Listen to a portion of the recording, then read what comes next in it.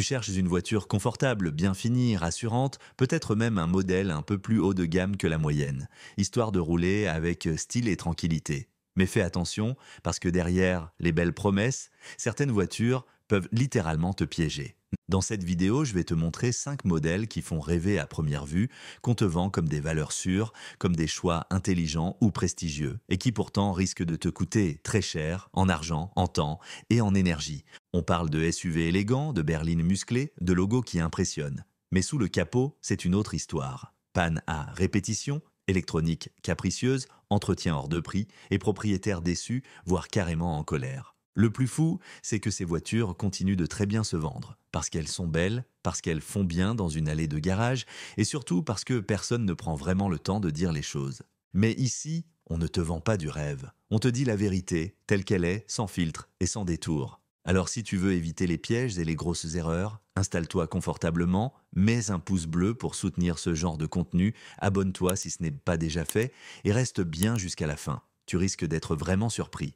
Numéro 1, l'Audi Q5, en particulier les modèles produits entre 2012 et 2018. Ce SUV allemand, vendu comme premium, séduit par son design soigné, sa finition intérieure et son image statutaire. Sur le papier, c'est une valeur sûre. Mais en réalité, c'est souvent un piège très coûteux. La boîte automatique S-Tronic, censée être rapide et agréable, est à l'origine de nombreuses plaintes. Passage de vitesse brutaux, à-coups ou blocage soudain. Certaines cèdent avant même les 100 000 km, avec des réparations qui peuvent dépasser les 4 000 euros. Côté moteur, les versions essence TFSI, notamment le 2.0, sont connues pour consommer énormément d'huile, parfois 1 litre tous les 800 km. Et ce n'est pas tout.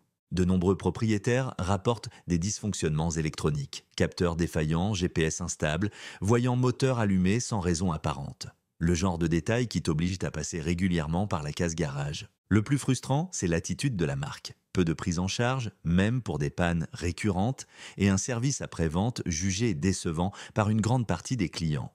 Résultat, tu achètes un véhicule qui donne l'impression de rouler en classe affaires, mais qui te cloue au sol plus souvent que prévu. Et quand les problèmes commencent, les factures s'enchaînent.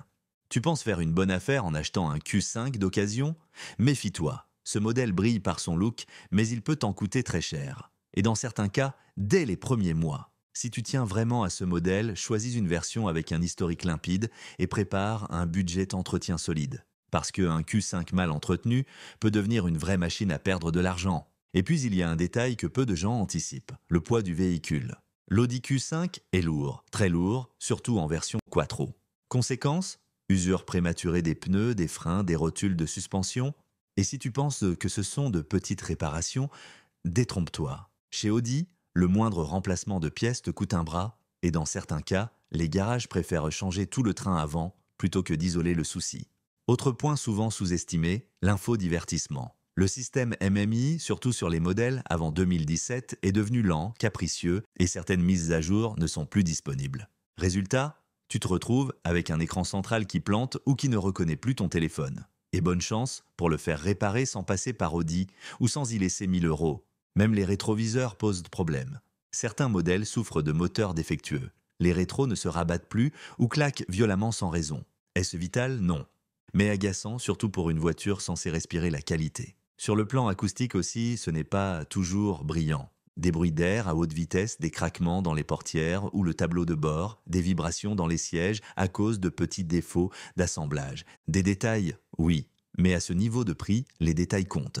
Et si tu envisages la version hybride ou hybride rechargeable, prépare-toi à une autre série de compromis. Autonomie ridicule en tout électrique, comportement pâteau et coffre réduit à cause des batteries. Et là encore, une complexité technique qui peut te coûter cher une fois la garantie passée. Ce qu'il faut retenir, c'est que le Q5 est une vitrine. Belle à regarder, agréable les premiers mois, flatteuse pour l'ego, mais une vitrine fragile qui coûte très cher à entretenir et qui peut se fissurer très vite si tu n'es pas prêt à suivre derrière. Et puis franchement, si tu dois passer ton temps à surveiller la consommation d'huile, à lire les forums, à réserver des rendez-vous chez Audi tous les 2 mois, est-ce que tu profites vraiment de ton véhicule?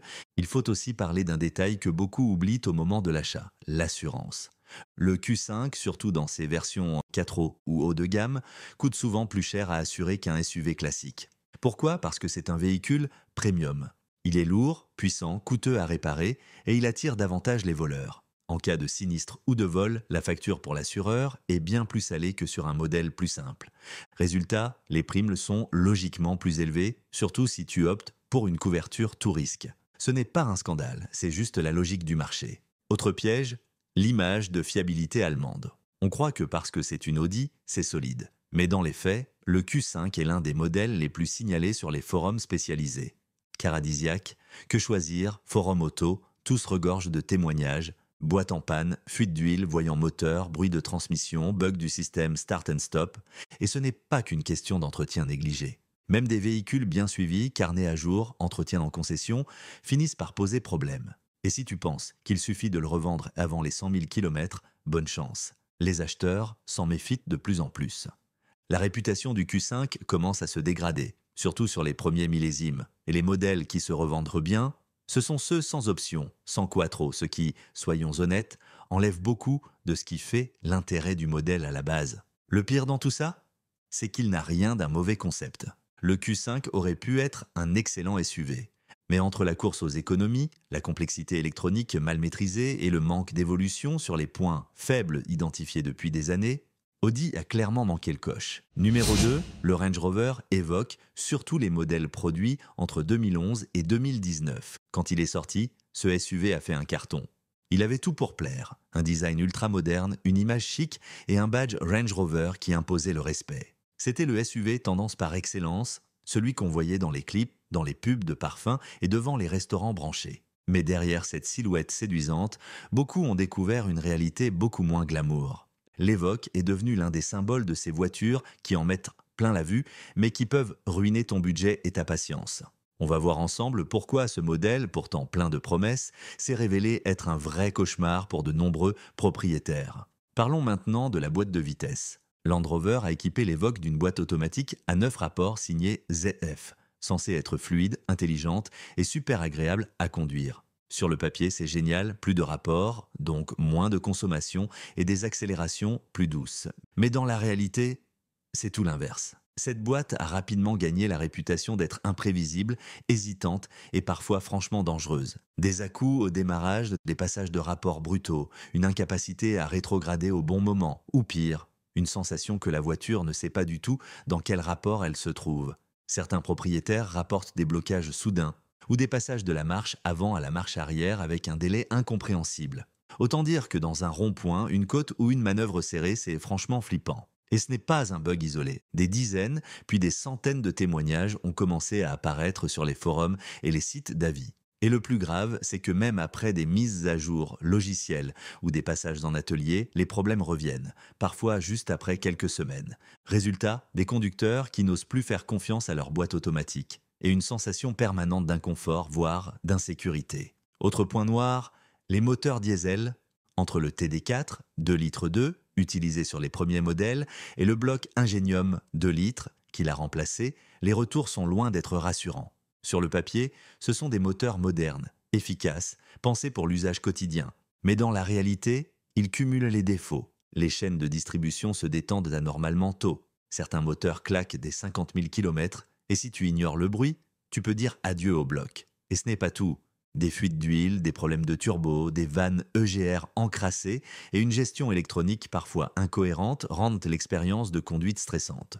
Tu te retrouves avec un voyant moteur allumé tous les 2 mois et l'angoisse d'une facture à 4 chiffres à chaque passage au garage. Ce n'est pas un diesel fiable et robuste, c'est un moteur fragile, mal né et dont la réputation commence sérieusement à faire fuir sur le marché de l'occasion. Ce qui est rageant, c'est que ZF fabrique aussi des boîtes très fiables pour d'autres marques. Mais sur l'Evoque, le calibrage est mal fichu et Land Rover n'a jamais vraiment corrigé le tir, même sur les versions restylées.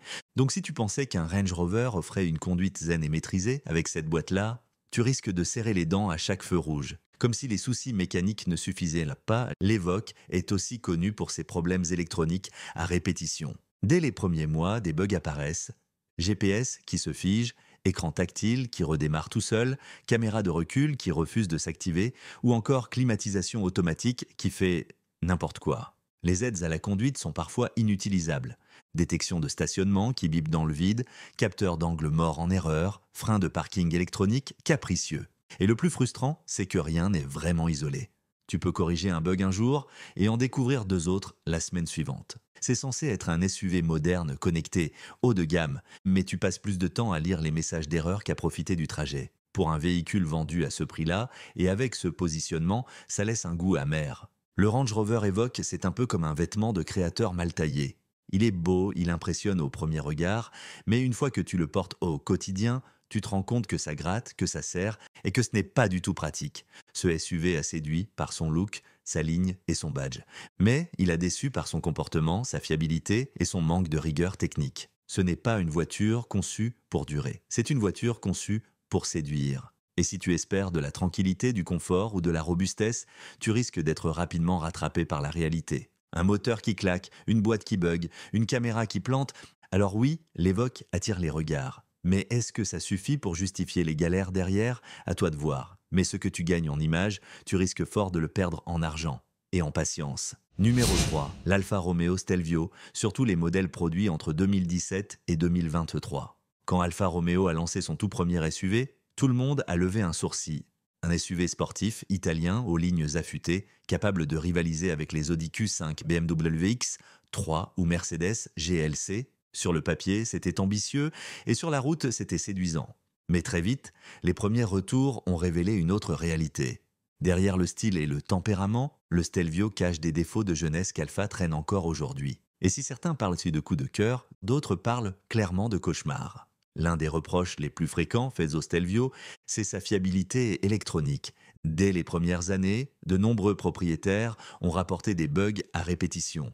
Tableau de bord qui redémarre en roulant, GPS qui fige, écran tactile qui ne répond plus, ou encore système de démarrage sans clé qui fait parfois ce qu'il veut. Et ce n'est pas qu'un problème d'infotainment. Certains capteurs liés aux aides à la conduite deviennent instables avec le temps. Alerte de franchissement de ligne qui se déclenche sans raison, radar de recul qui bip dans le vide, ou freinage d'urgence qui se déclenche tout seul, sans obstacle devant. Pour une voiture de cette gamme, à ce prix, c'est inacceptable. Et pourtant, Alfa Romeo a mis du temps à reconnaître l'étendue du problème. Des mises à jour logicielles ont été proposées, mais beaucoup de conducteurs continuent à rencontrer des dysfonctionnements, parfois même après plusieurs passages en atelier. Résultat, une perte de confiance et cette sensation constante que ton Stelvio peut te lâcher à tout moment, mais sans prévenir. À première vue, l'Alfa Romeo Stelvio marque un bon point. Il est équipé d'une boîte automatique ZF à 8 rapports, une transmission qu'on retrouve aussi chez BMW ou Audi et qui est reconnue pour sa rapidité et sa fiabilité. Mais voilà, sur le Stelvio, le résultat est bien moins convaincant. Beaucoup d'utilisateurs rapportent un comportement erratique, surtout à froid. Des à-coups à basse vitesse, des hésitations lors des rétrogradages et une gestion de la puissance parfois illogique, notamment en conduite urbaine. Le mode dynamique est vif, trop même, et le mode normal manque de souplesse. Résultat, tu passes ton temps à compenser avec l'accélérateur ou à te demander si c'est toi qui conduis mal ou la voiture qui ne comprend pas. Ce n'est pas que la boîte est mauvaise, c'est que le calibrage Alfa Romeo est approximatif comme si la marque avait voulu faire sportif sans vraiment aller au bout. Et le pire, c'est que même après certaines mises à jour, les problèmes persistent chez une partie des propriétaires. Le Stelvio fait clairement son effet visuel. Ligne tendue, badge alpha, intérieur qui semble raffiné au premier coup d'œil, mais dès que tu passes du regard à l'usage, tu te rends compte que la qualité perçue ne tient pas dans le temps. Les plastiques marquent vite, certains ajustements intérieurs sont approximatifs et des craquements apparaissent parfois dès les premiers mois. Le volant peut s'user rapidement, les sièges en cuir se plissent de manière prématurée et même les commandes physiques, comme les boutons de clim ou de vitre, donnent une impression de fragilité. Sur un véhicule vendu comme premium, ce genre de détail fait tache. Ajoute à ça quelques bruits parasites à l'arrière, un ciel de toit qui vibre sur les mauvaises routes et tu comprends que le design a été priorisé au détriment de la rigueur. On n'est pas dans une finition allemande. Et si tu es sensible aux petits bruits et à l'ambiance cabine, ça risque de vite t'agacer. Dernier point à ne pas négliger, l'entretien. Le Stelvio est vendu comme un SUV premium, mais le réseau Alfa Romeo n'a pas toujours les moyens de suivre cette promesse. Délai de prise en charge parfois long, pièces qui mettent des semaines à arriver et prise en garantie jugée inégale selon les concessions. Bref, un SAV qui laisse certains clients sur leur faim et leur voiture sur le parking. Côté coût d'entretien, c'est du haut de gamme. Les révisions sont chères et dès que l'électronique s'en mêle, la note peut vite grimper. Et pour la revente, disons que le Stelvio ne garde pas sa valeur comme un X3 ou un GLC. La décote est bien plus brutale car beaucoup d'acheteurs hésitent à cause de cette réputation un peu instable. Alors voilà, le Stelvio, c'est une voiture de passion, un peu comme une relation toxique. Au début, tout est beau, tout est fort, tout est vivant. Et puis, au fil du temps, tu passes plus de soirées chez le garagiste que sur la route. Si tu veux du style, du caractère, et que tu es prêt à pardonner quelques sautes d'humeur, ça peut être une belle aventure. Mais si tu cherches un SUV fiable, sans surprise, le Stelvio, c'est peut-être pas le bon plan. Numéro 4, le Mercedes GLC, toute génération confondue depuis 2015. C'est le SUV premium allemand que beaucoup rêvent d'avoir devant leur maison. Design classe, intérieur luxueux, logo qui claque, et en plus, c'est une Mercedes, donc forcément, c'est fiable. Non? Eh bien, pas toujours. Derrière cette image impeccable se cache un SUV qui a fait beaucoup parler de lui. Pas seulement pour ses chromes ou son confort, mais aussi pour ses bugs, ses petits caprices et ses grosses factures. Parce que, en réalité, le GLC, c'est un peu comme une montre suisse. Ça a l'air parfait, jusqu'au jour où quelque chose se dérègle. Ce qui revient le plus souvent chez les propriétaires de GLC, c'est la fiabilité électronique, ou plutôt son absence. Écran central qui se fige, redémarrage en pleine route, GPS qui perd le signal, Bluetooth qui saute, capteur d'angle mort ou radar de stationnement en erreur. Et ce n'est pas qu'une question de version ou d'option. Même les modèles bien équipés, bien entretenus, rencontrent ce genre de bug. Le système MBUX, aussi moderne soit-il, reste capricieux avec le temps. Mais il n'y a pas que l'électronique. Côté mécanique aussi, il faut rester vigilant. Certains blocs diesel, comme le 220D, ont connu des fuites d'huile moteur, des soucis de turbo sur les premiers millésimes, et des boîtes automatiques 9 G-troniques, qui peuvent devenir rugueuses, surtout à froid ou avec les années. Alors non, ça ne touche pas 100% des GLC, mais suffisamment pour que les garages Mercedes les connaissent bien, et pour que les factures deviennent vite salées quand ça tombe en dehors de la garantie. Sur le papier, un SUV Mercedes, c'est synonyme de confort. Mais dans la réalité, le GLC peut surprendre et pas toujours dans le bon sens. La suspension, surtout en finition AMG Line ou avec de grosses jantes, est franchement ferme. Sur route dégradée, tu ressens chaque bosse, chaque joint, chaque nid de poule. Et si tu choisis les suspensions pilotées, prépare un budget. Elles sont performantes, oui, mais leur fiabilité n'est pas sans reproche. Et côté tenue de route, c'est souple, parfois trop. Le GLC n'a pas le dynamisme d'un X3 ni la rigueur d'un Stelvio.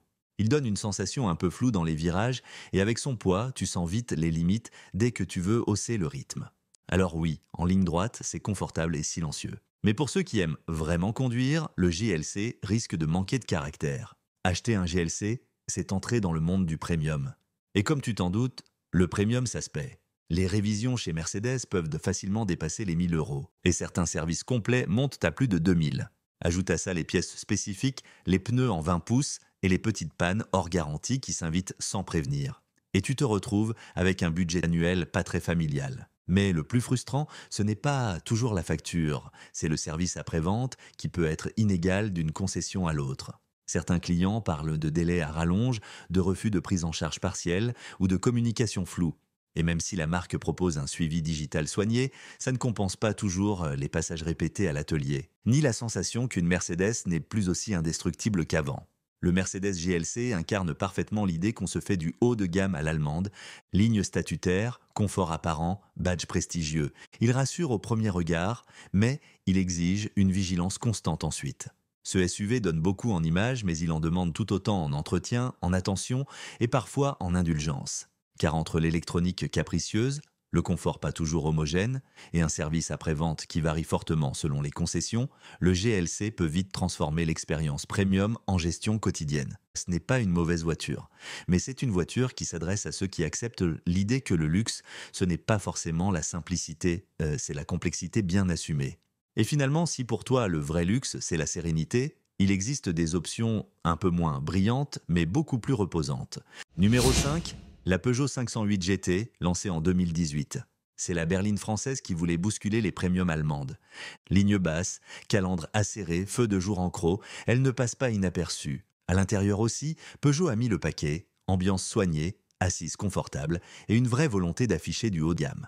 La 508 GT veut séduire autant l'œil que le portefeuille en proposant du style, de la technologie et une certaine idée du raffinement à la française. Mais derrière le style, tout n'est pas si raffiné. Confort parfois raide, ergonomie discutable, bugs électroniques et quelques faiblesses mécaniques qui ternissent l'ensemble. La 508 GT impressionne vite, mais comme souvent, ce n'est pas parce qu'une voiture brille au salon qu'elle continue d'éblouir après 3 hivers. Dès qu'on monte à bord, la première impression est flatteuse. La planche de bord est originale, l'ambiance lumineuse soignée et les sièges de sport procurent un bon maintien. Le poste de conduite bas donne une vraie sensation de dynamisme. On sent que Peugeot a voulu créer une atmosphère singulière, presque haut de gamme. Mais à l'usage, plusieurs détails viennent gâcher le tableau. Des craquements apparaissent dans les plastiques, les garnitures vibrent. Et certains matériaux s'usent vite. Les plastiques laqués se rayent très facilement et même les sièges cuir ou alcantara peuvent marquer des 40 000 km. Par endroits, la finition ne tient pas toujours la promesse de départ. Côté techno, le fameux e-cockpit est une signature visuelle réussie, mais pas toujours fonctionnelle. L'écran central peut mettre du temps à réagir, le GPS perd parfois le fil, le Bluetooth se déconnecte et les aides à la conduite se montrent inconstants, voire trop intrusives. Quant aux versions hybrides, elles ajoutent leur lot de surprises. Transitions mal gérées entre thermique et électrique, recharge capricieuse et applications mobiles en retard sur la concurrence.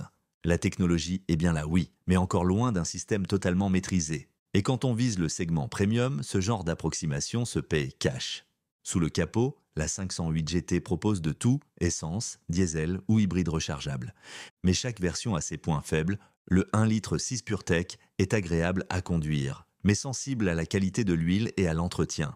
Et certains modèles souffrent de surconsommation ou de soucis de distribution. Les moteurs Blue HDI sont globalement fiables, mais les vannes, EGR, filtres à particules et injecteurs d'AdBlue ne sont pas à l'abri des classiques caprices du diesel moderne. Et côté hybride, certains utilisateurs rapportent des bugs logiciels, des baisses d'autonomie et des batteries capricieuses à la recharge. Bref, Peugeot propose une offre large, mais avec des zones grises. Côté entretien, la 508 GT reste raisonnable. Pièces accessibles, révision moins chère qu'en Allemagne, mais sur les versions hybrides, le moindre capteur peut faire grimper la facture et les délais d'intervention en atelier peuvent parfois atteindre plusieurs semaines. La complexité technique, combinée à un réseau pas toujours réactif, peut transformer une petite panne en longue attente. Et pour la revente, la décote est plus rapide qu'une série 3 ou une classe C. Son design plaît, mais son positionnement reste flou. Trop haut de gamme pour séduire les acheteurs classiques et pas assez premium pour rassurer les amateurs de statut. En résumé, la 508 GT est belle, ambitieuse, bien pensée, mais à force d'en faire trop, elle finit parfois par en faire trop mal. Le style est garanti, la tranquillité, elle, reste en option. Alors voilà, tu l'auras compris, toutes les voitures qu'on a vues dans cette vidéo ne sont pas forcément mauvaises. Elles peuvent même être très agréables à conduire les premiers mois. Mais derrière les logos prestigieux, les lignes séduisantes et les promesses marketing bien rodées, il y a souvent une autre réalité. Des défauts connus, des failles trop souvent ignorées et des factures qui n'étaient pas prévues dans le budget plaisir. Et le pire, c'est que beaucoup continuent à les acheter. Parce qu'elles brillent dans les pubs, parce qu'elles flattent l'ego, parce que personne ne leur dit vraiment la vérité. Mais ici, c'est ce qu'on fait, pas pour dénigrer gratuitement, mais pour t'aider à choisir en connaissance de cause. Alors si tu veux continuer à recevoir ce genre de contenu, pense à t'abonner, à laisser un pouce en l'air et surtout à partager cette vidéo à quelqu'un qui est peut-être à 2 clics de faire une grosse erreur. À bientôt.